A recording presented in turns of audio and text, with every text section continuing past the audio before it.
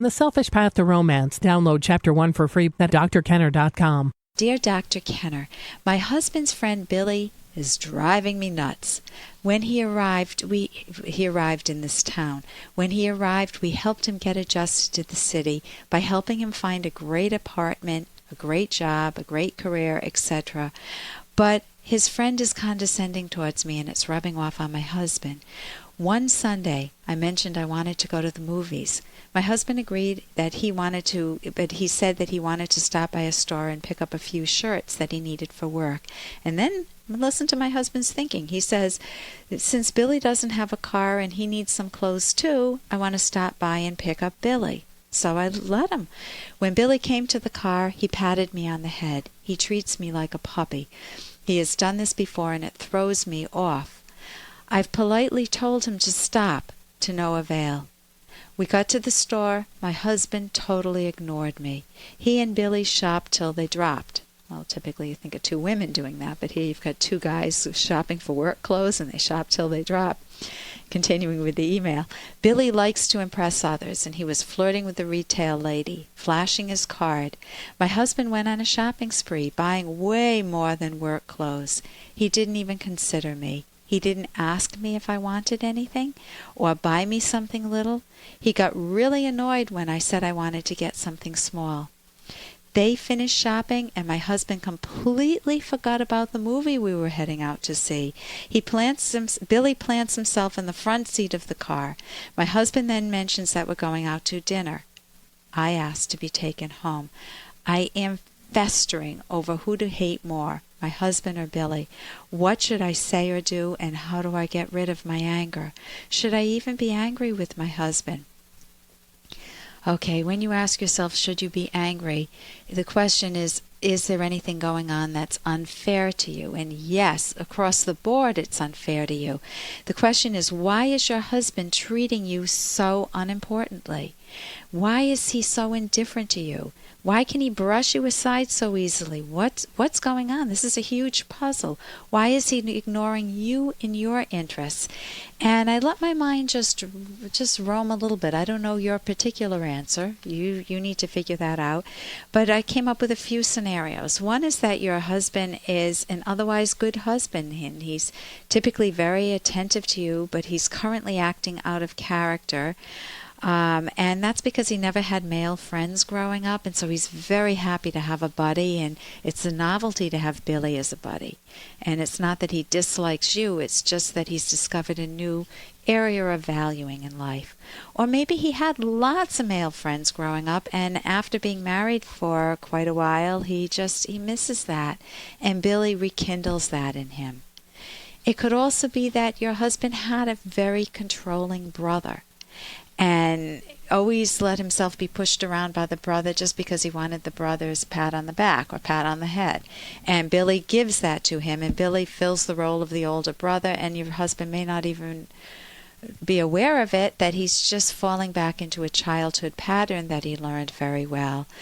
There are other possibilities too, of course. He could be a meek person, just very meek across the board. It could be that your husband's gay. I mean, that's one possibility, that he is interested and attracted to Billy in more than a friendship way.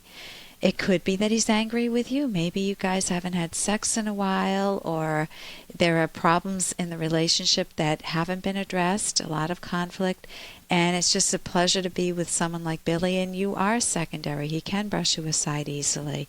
So what I suggest is not to go and attack your husband, not to, when he finally gets home, you say, well, that was one heck of a night, and why don't you marry Billy? And if you attack him, you'll never discover why he's acting as he does.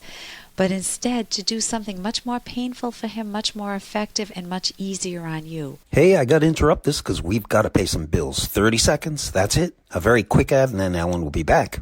Romance. I wish I knew more about what girls want from a relationship. Boy, I wish I knew more about what I want. Where's that ad I saw? Here it is. The Selfish Path to Romance, a serious romance guidebook. Download Chapter 1 for free at selfishromance.com and buy it at amazon.com. The Selfish Path to Romance. That is interesting. If you attack him, you'll never discover why he's acting as he does. But instead, to do something much more painful for him, much more effective, and much easier on you, walk him through your experiences. Honey, I was excited about going to the movies with you today. Do you remember we talked about it this morning? And then you mentioned you wanted to do an errand, which was fine with me. Then you mentioned you want to pick up Billy, and I wasn't asked whether I wanted Billy to come along. I felt brushed aside. I feel invisible. When Billy patted me on the head, I felt like the puppy dog in the back seat. And I told him to stop, but he doesn't listen. When Billy sat in the front seat, that irked me. When you didn't speak up, that really bothered me. I don't know what's going on, whether you're angry with me or whether you really like Billy. Help me understand what's going on. We never went to the movies. I felt totally brushed aside in the store. Help me to understand. So words like, help me understand you better, help me understand what's going on, clue me in on this. Those are words that will help your husband open up rather than just ranting at him and just venting that anger.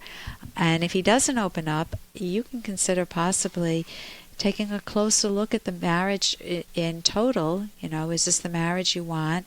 If he's not open to changing at all, try to get counseling first with him. And if he's not open to that, then you can consider, is it worth it?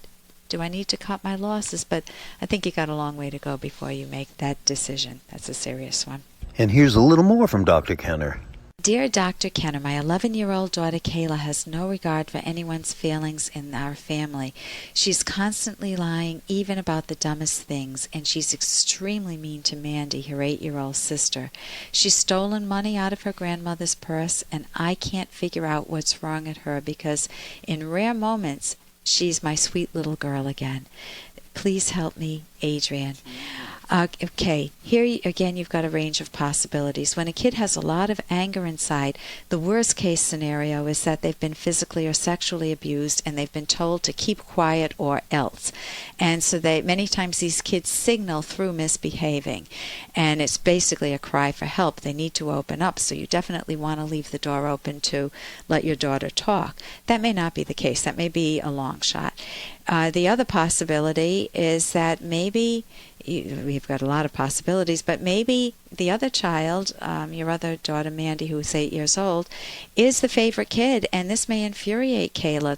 John Stossel did a program on TV where parents owned up to the fact that they had favorite kids. Oh yeah, my son's my favorite kid. I can't stand my daughter.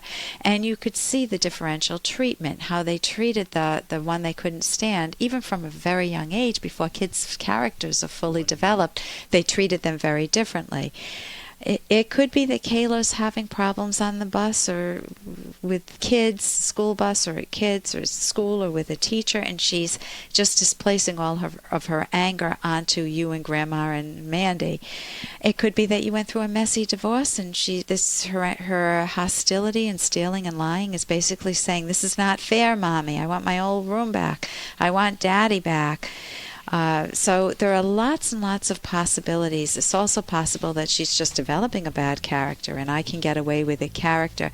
So I would get the book, How to Talk So Kids Would Listen, and listen to So Kids Will Talk, Siblings Without Rivalry. Both of those books are on my website, drkenner.com. For more Dr. Kenner podcast, go to drkenner.com and please listen to this ad. Here's an excerpt from The Selfish Path to Romance by Dr. Ellen Kenner. When searching for a potential soulmate, eliminate anyone in whose presence you feel constant friction, annoyance, resentment, anxiety, or self-doubt due to differences in values, personality, habits, tastes, interests, and so on. If you feel like this during the dating process, the problems will get worse. Of those remaining in your potential love pool, pay special attention to anyone who makes you feel fully visible and is a joy to be with, assuming it's not false flattery. Then decide if you can ignore any habits, tastes, and personality traits you don't care for. Are these trade-offs minor or fundamental to you? Are they likely to grow or diminish in importance? Things that bother you a little at first may bother you more later. This is another reason not to rush into a permanent relationship. You can download Chapter 1 for free at drkenner.com, and you can buy the book at amazon.com.